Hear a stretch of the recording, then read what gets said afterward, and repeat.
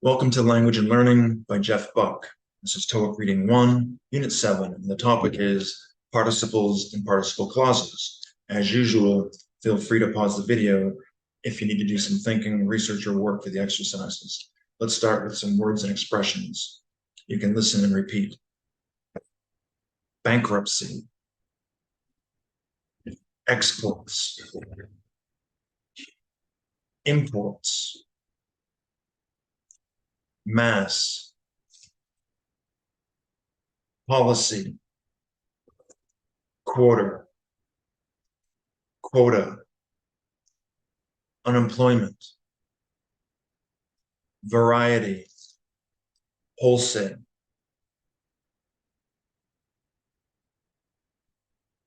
Okay. And now let's fill in the blanks.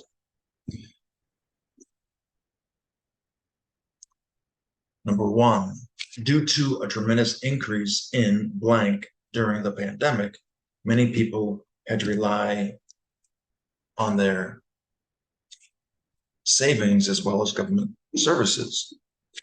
Their savings and government services because they didn't have jobs because of a lack of employment, unemployment.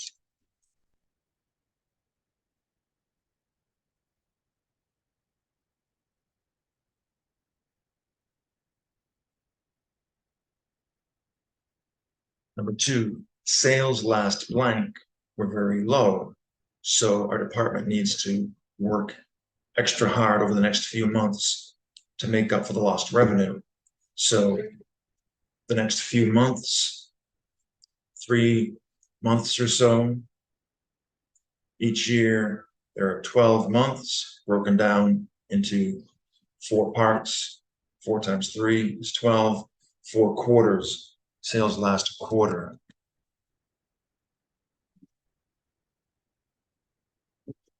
Number 3, Dole Manufacturing offers a wide blank of products, including refrigerators, tables, chairs, and kitchenware. A lot of options, a lot of variety. All right, so we used quarter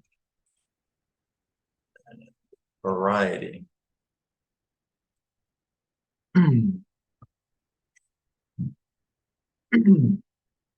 For Korea blank, a lot of automobiles, electronics, and electronics to other countries such as the United States and Canada. And 5, Korea blank, a lot of beef from Australia.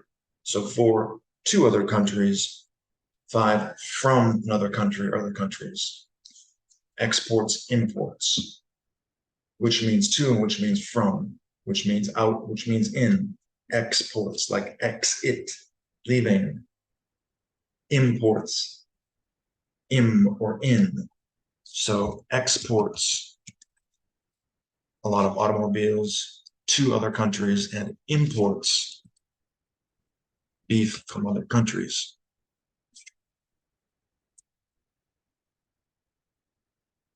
Number 6, due to a tremendous loss of clientele, customers, Dahmer Electronics had to file for blank and close its doors. So a loss of money, where do you put your money or keep money in a bank or in banks? So we have bankruptcy, rupt as in interrupt or rupture or disrupt, something negative. Okay, bankruptcy.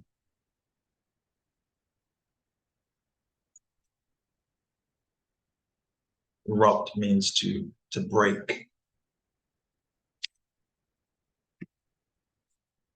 Number 7, Henry Ford started the use of blank production of cars in 1913, which reduced the amount of time it took to make one automobile from about 12 hours to 1.5 hours. So instead of making one car at a time, they made a lot of cars at the same time with different workers working on different parts. So mass production.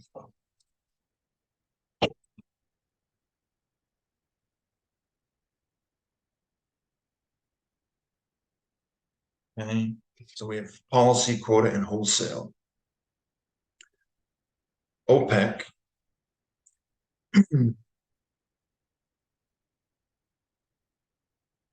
has established a blank of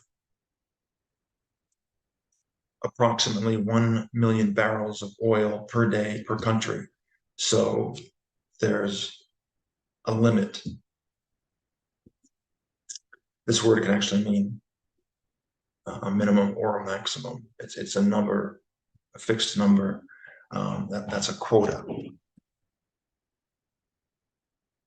And we have two left, policy and wholesale for 9 and 10.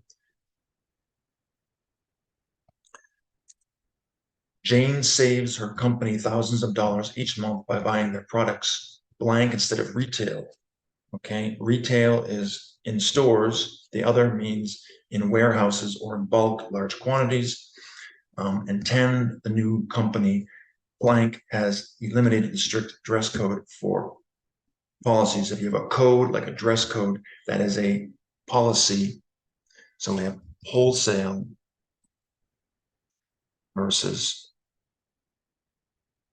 policy. All right.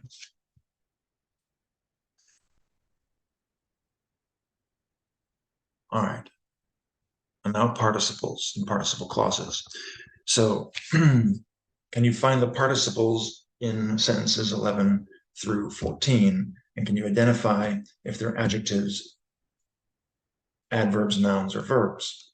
All right, 11, the children are bored because the movie is boring.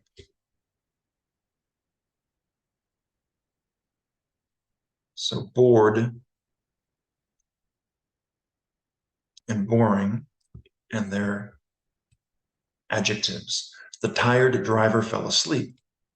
Bored, boring, tired. It's an adjective. And bored, boring, tired. The long drive was tiring. It's an adjective as well.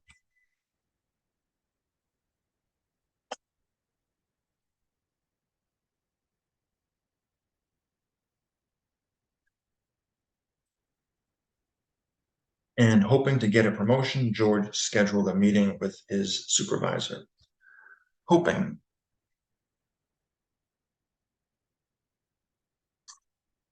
I would say that's an adverb describing why he scheduled a meeting, because he was hoping to do something. Did I say adjective or adverb? I meant to say adverb.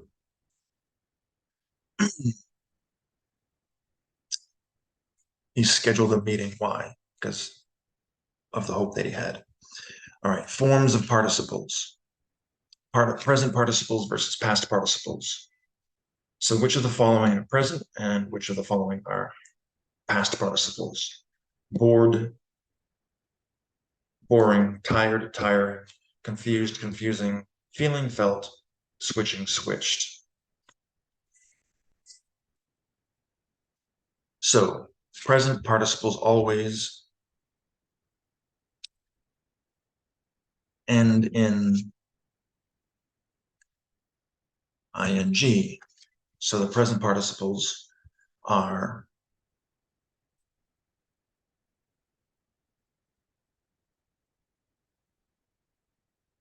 boring,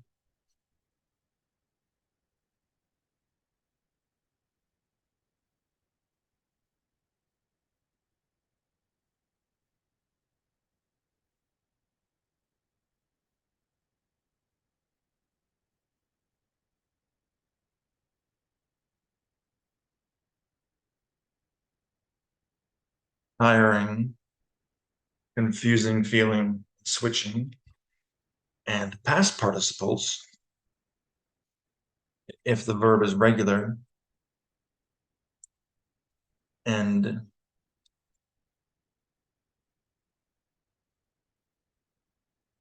in ed. So bored, tired, etc. And then you have irregular ones like felt or eaten.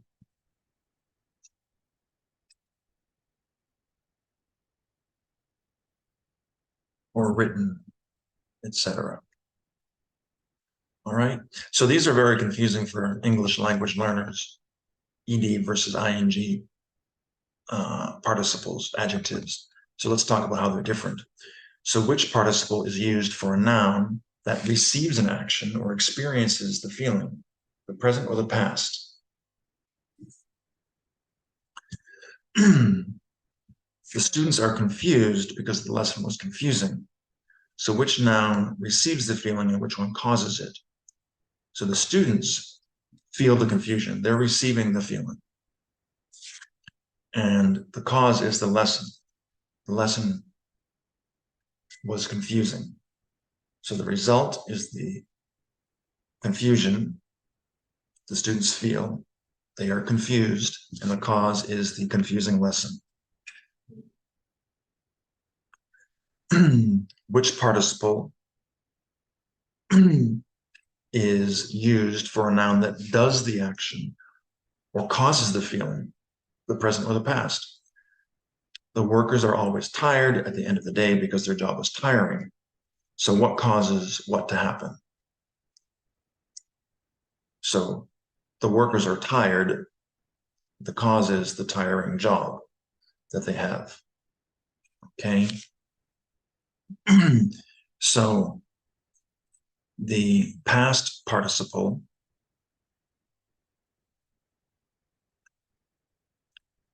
is the form used to describe feelings that someone has as a result of something. And the present participle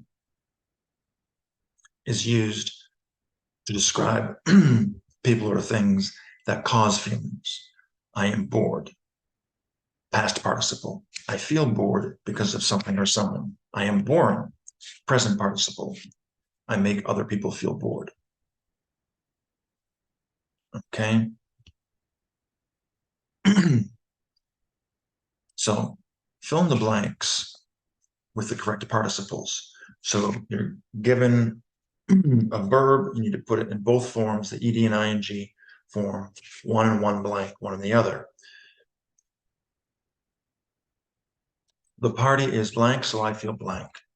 The party is exciting. It makes people feel a certain way. How? Excited. I feel excited.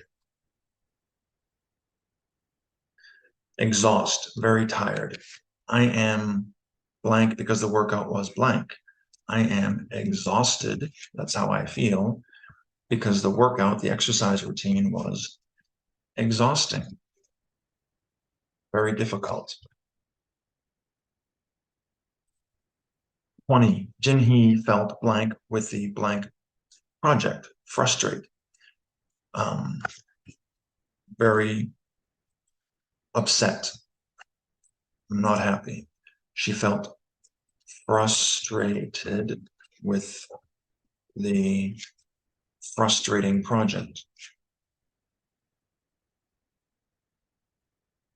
Okay. Mrs. Kennedy is very blank, so or Mr. Kennedy is very blank. So his students are often blank. So he's a teacher or professor. He's not very clear. He is confusing. So his students are often confused. All right, and thrill. To thrill, to excite. The amusement park was blank. We all felt blank. So we felt thrilled because the park was thrilling.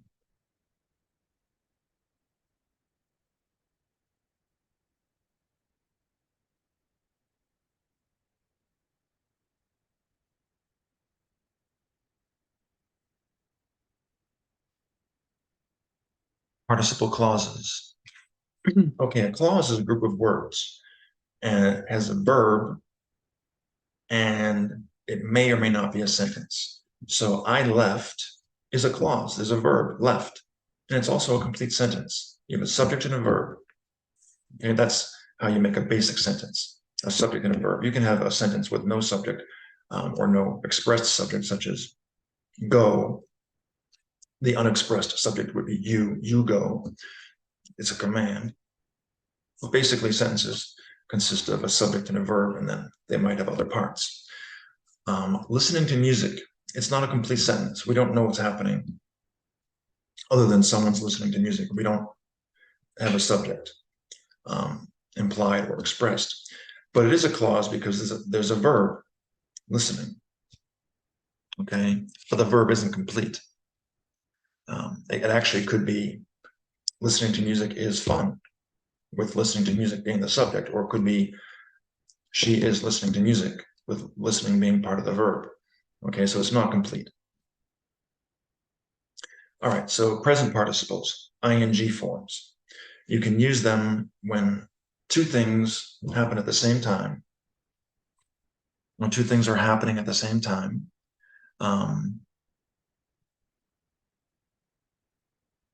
Would be a better way to express that.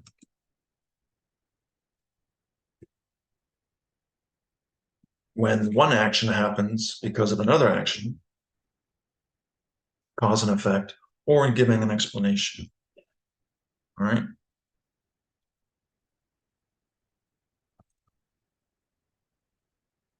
So, for example, Jean He danced around her apartment listening to music. So what happened? She was doing two things at the same time, listening to music and dancing.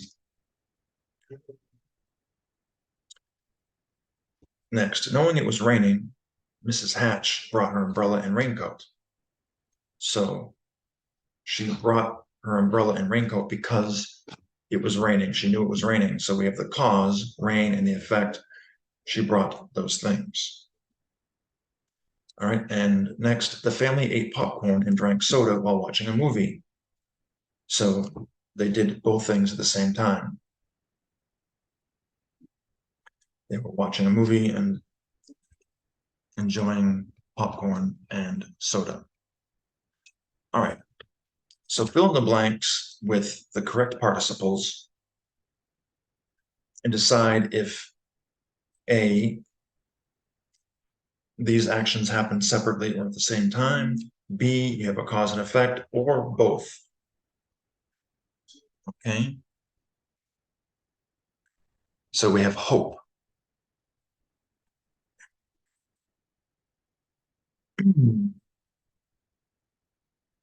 I think before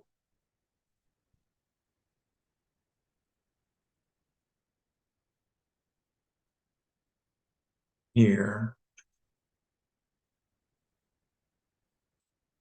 when I said hoping to get a promotion, George scheduled a meeting with his supervisor. I should have said that was an adjective describing George.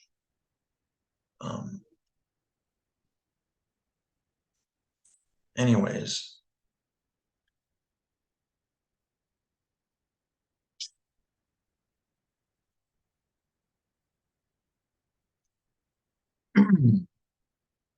So again, hope. Hoping to get to the rock concert on time, Jimmy drove dangerously fast on the highway. And in this section,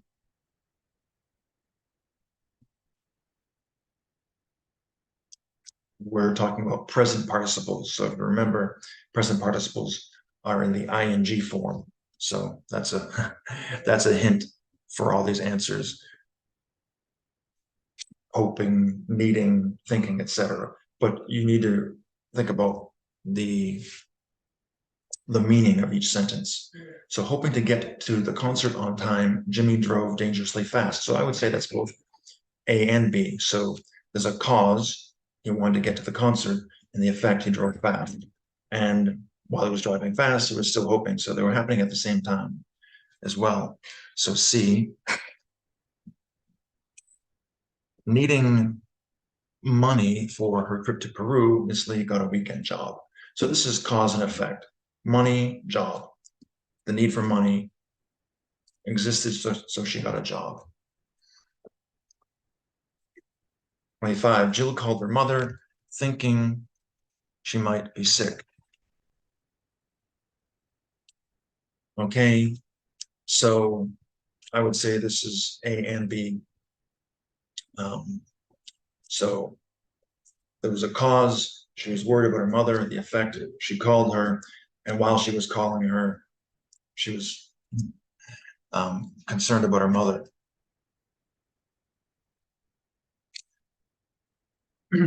26. Keenan went to the emergency room having serious chest pains. So again, we have both here. We have the cause and effect, serious chest pains, and then going to the emergency room, and then he's in the emergency room with serious chest pains.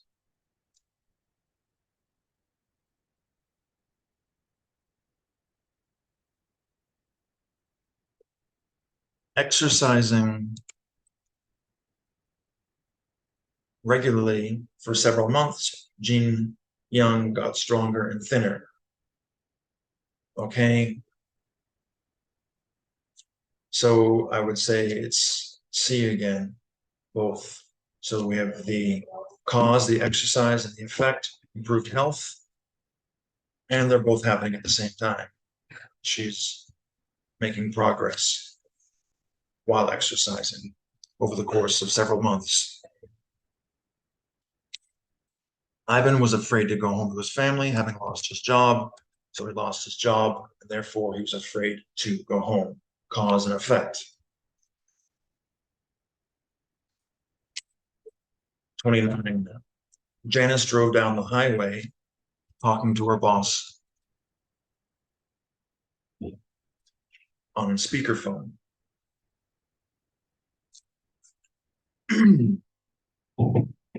So they're both happening at the same time.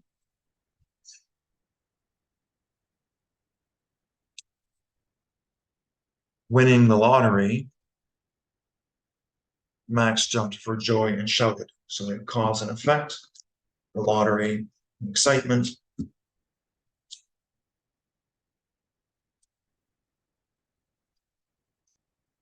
And 31, studying every night for 2 weeks. Eugene did well on her final exams. So we have cause and effect, studying, and then success. And 32, Jasmine stopped by her boyfriend's apartment, hoping to surprise him on his birthday. I would say it's both the cause and effect. She wanted to surprise her boyfriend. She wanted to surprise her boyfriend, being the cause, and the effect. She went to his apartment, and then I would say while she was there, she was hoping to surprise him. Okay. So now past participles. For regular verbs end in ed. There are also obviously irregular forms. All right, so let's see how we're doing here. Yeah, we're almost done.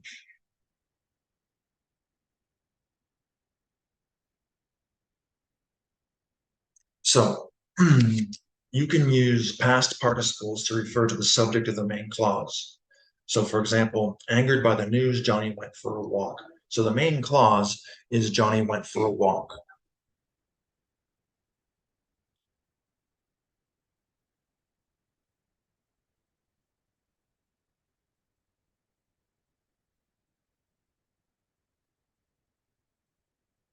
Okay. And the subject is Johnny. So who was angered? Johnny was angered. Okay. So angered refers to Johnny. So what did Johnny do and why? He went for a walk. Why? Because he was angry. Next, nominated for an Oscar, the actress prepared her acceptance speech. So here's the main clause. The actress prepared her acceptance speech. What's the subject? The actress nominated for an Oscar. Who was nominated? The actress. So what did the actress do and why did she do it? She prepared her speech because she was nominated for an Oscar. All right, so again, we're using past participles. So for regular verbs, they're going to end in ed. So that's a hint. So confuse, confused, encourage, encouraged, etc. But let's make sure you understand the meaning of each sentence. So confused by the poor directions, Missy got lost in New York City. So Missy got lost because she was confused. The directions were confusing.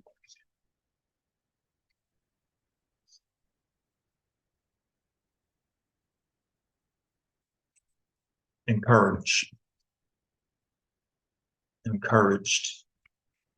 Because of the great news, Hector was happy all day. So Hector was happy because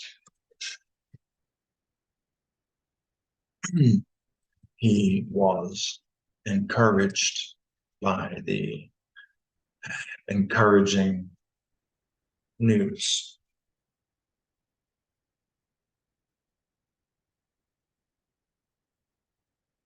Sadden, that's a verb, to make sad. Saddened by the death of his cousin. Bobby didn't go to work all week. So Bobby didn't go to work because he was sad about his cousin dying. Locate, to be someplace. Located in the center of Busan, Samyang has a lot of restaurants and stores. So Samyang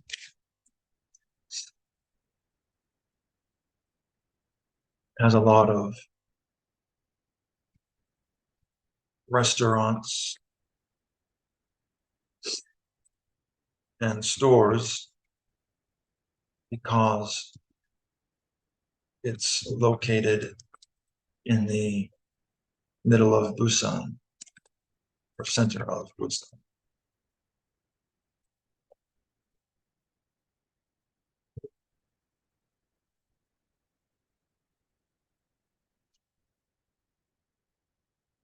All right.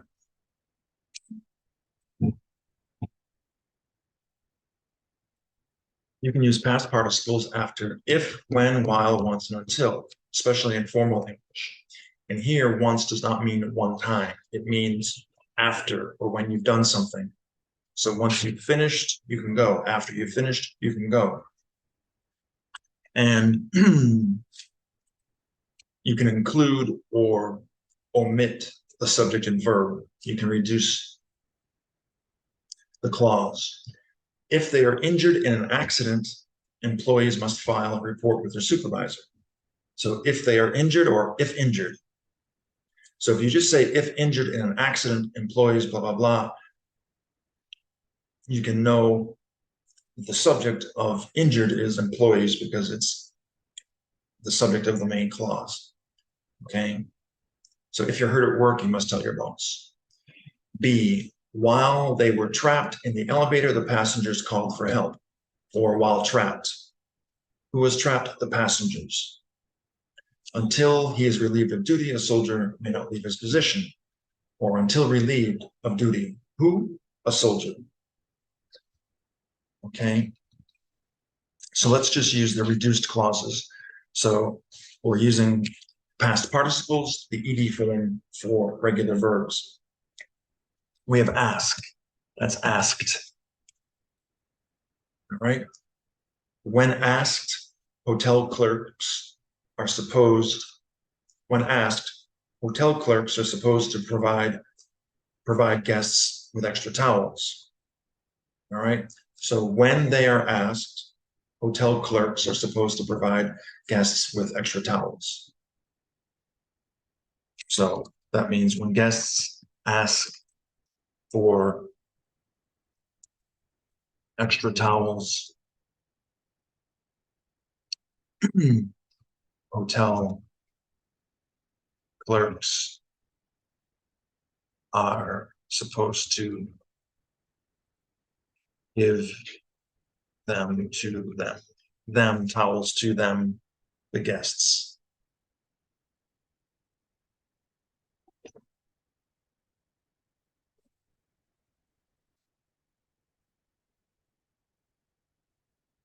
Make sure to submit your project to the accounting department once finished, once you are finished.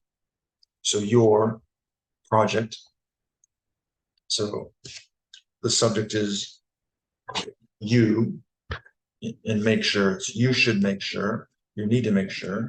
So employees have to submit their projects when they are finished.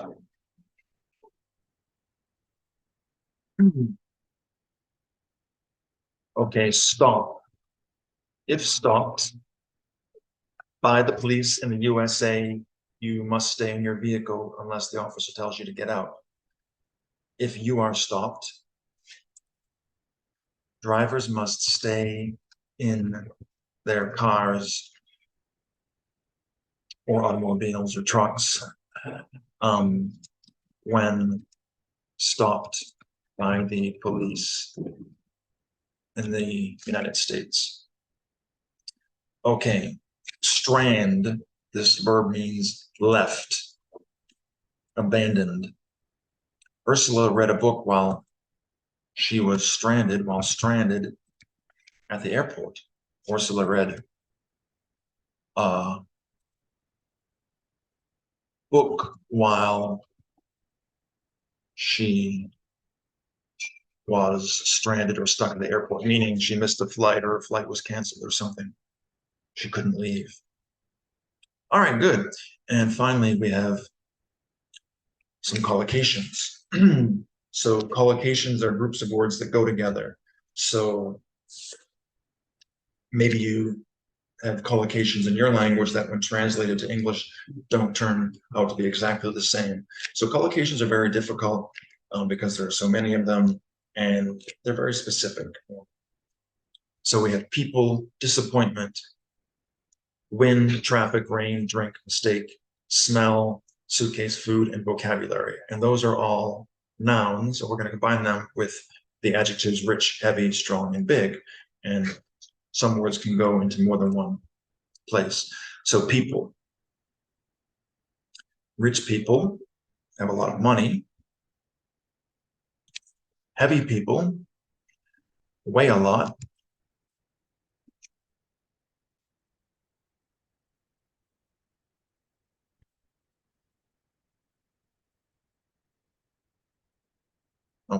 Strong people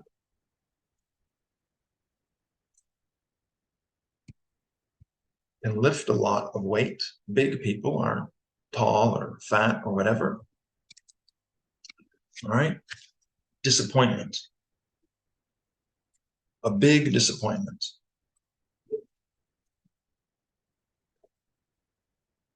Wind. We can have heavy wind and strong wind.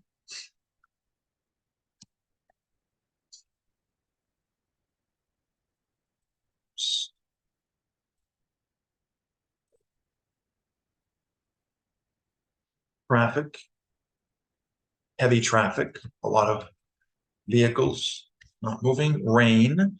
We can have heavy rain and strong rain.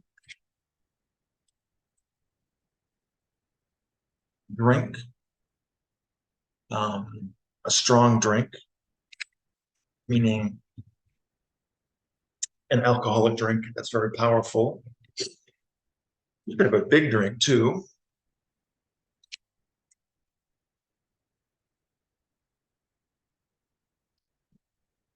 talking about size. Mistake, a big mistake.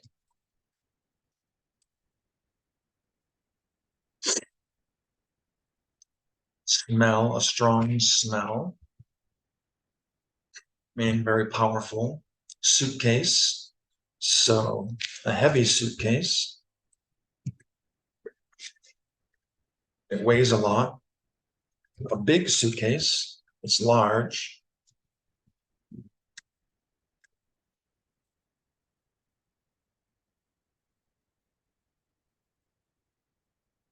You could say a strong suitcase, meaning it won't break easily. What's left? Food. So rich food is very sweet.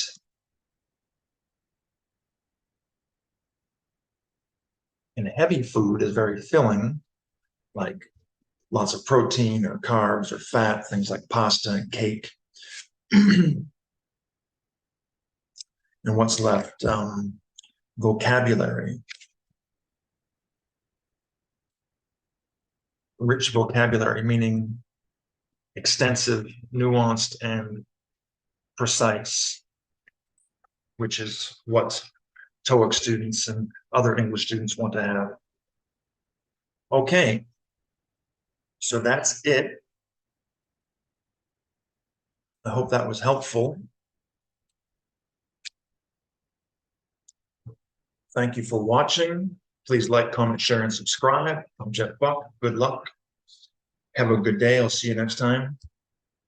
Bye-bye.